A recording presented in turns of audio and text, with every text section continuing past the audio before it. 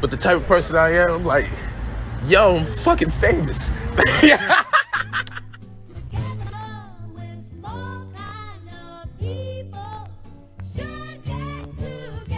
Good day. This is Rap Mythology, the reincarnation of Rama Krishna, coming at you like a true knocker. I believe Brother Polight has exposed himself as a spiritual narcissist. The reason I decided to point this out is to spread awareness of narcissism. I did that. I just had to settle for buying a black-on-black Rolls Royce. Talk to him nice.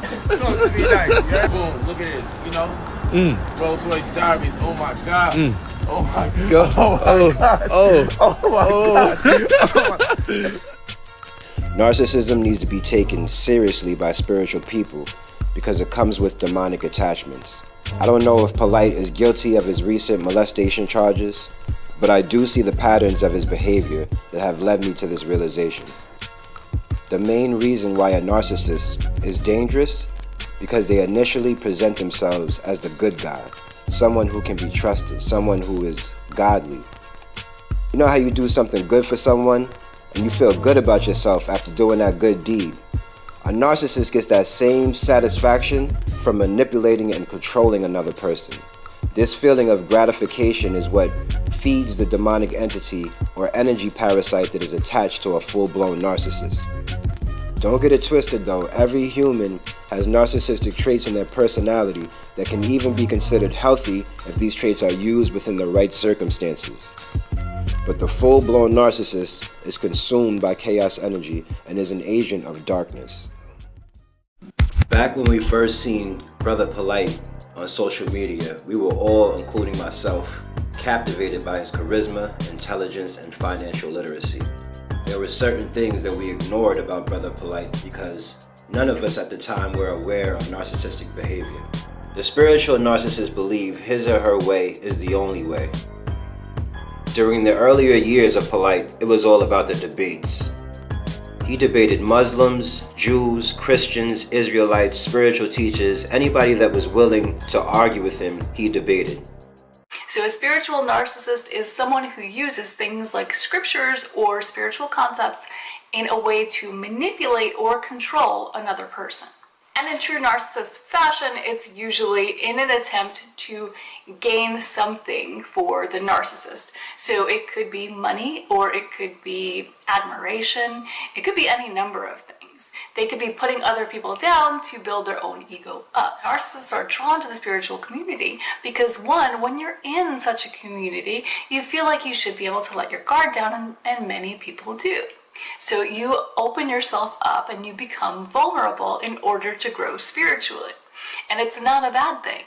But if there's a narcissist around and they feel like they can prey on you, it becomes a very bad thing. And I don't know if I'd really call it faith. It's more like idealization. But again, the common thread with spiritual narcissists is that they will use whatever faith that is, or whatever spirituality, or even if it's a self-help philosophy, they'll use that against you. And usually, as is the case with narcissists, they are belligerent about it. They are extremely aggressive. So with a spiritual narcissist, more than with somebody who's just trying to figure things out, with a spiritual narcissist, they will go from one religion and they will be extremely aggressive and trying to, let's say that it's a different religion from yours, or a different spiritual philosophy. Go from that and they'll tell you, you have to, if you don't think my way, you're stupid. After all these years, right? Did the Hebrew Israelites create their own Bible yet? After all these years, agenda is to keep you mentally enslaved under the auspices of religion. Book, right? With this book, right? Question again, brother. Was you stripped of your language? You agreed to this? That's correct. Now, did they teach you a language? Did they teach you a language after you were stripped? English language. And in doing so, did they have to teach you how to read the language that they gave you? That's correct. And in doing so, they decided the curriculum that you would read from. That's correct. So you asked me, what part of this book has to do with the white man's corruption? The whole goddamn book in English, man. I didn't ask you about the... Just like the other forms of narcissism narcissists and other abusers, their particular brand of love bombing will be wrapped in some kind of spiritual jargon. They're going to say all the right words. Of course, they're going to know all that stuff because they've really mastered that in order to recruit victims. So they'll start grooming you into thinking that you're their soulmate, or you're really special because you have these spiritual gifts or talents, or they'll do the other kind of love bombing, which is where they look like they're really altruistic and they're flaunting all these good things that they're doing. And so that way you start to think they're a really good person. And you'll also notice that they have a spiritual form of superiority. Keep in mind that the spiritual narcissists often have spiritual knowledge, gifts, talents, something special about them, and that can be really confusing. You might think that they're actually a good person because they have whatever those gifts or talents are. Now, what creates a narcissist is extreme trauma during childhood. We have heard from Polight himself about the trauma he experienced in his life, from gangs to jail, abandonment from his mother and spiritual teacher Dr. York. When he turned 17, Polight talks about how his mom died the week that he first met her. I don't recall Brother Polight speaking about his true father, but he refers to Dr. York as his father, who also abandoned him by receiving a life sentence. Another display of Brother Polight's behavior, in which I feel like labels him a spiritual narcissist, is his appearance. A telltale sign of a narcissist is one that is overly concerned with his or her appearance. Vanity is not just that somebody looks good by societal standards. It's that they care about everything, the way everything looks. So if it's not their face, if it's not their clothes, if it's not their body, it may be their home. It may be their car. It may be other things that they manifest to the world that they keep at an absolutely perfect and impeccable level, at least by their standards. So it's amazing that what you'll see is that even a person who doesn't have much, they'll take what little they have and pour it into their appearance. It may come out looking vulgar, but as far as they're concerned, if it's getting attention, then it's giving them the air that they breathe. One of the frustrations about vanity is that if you're in a relationship with somebody who's narcissistic, they may expect you to look a certain way as well, which is why it's not uncommon. More than a few women who've been in relationships with narcissistic men have told me this, that man will pick out what they wear, or insist that they dress a certain way, or will purchase them things with the intention of them wearing them so they look a certain way to the world. A narcissistic parent may do that to a child. Dress the child up like a little doll so that child can manifest a certain look to the world. Or if they have a child who's unusually beautiful, they may even use that as a way to garner admiration for themselves. Another trait of narcissistic personality disorder is outright infidelity. Narcissism goes hand in hand with love triangulation.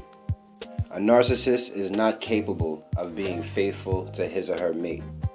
As triangulation lasts longer and becomes more protracted and more chronic and more severe, what gets really scary is you may actually start viewing the narcissist as the ally you can trust, while you actually learn to mistrust everyone else, because that's what the narcissist wants.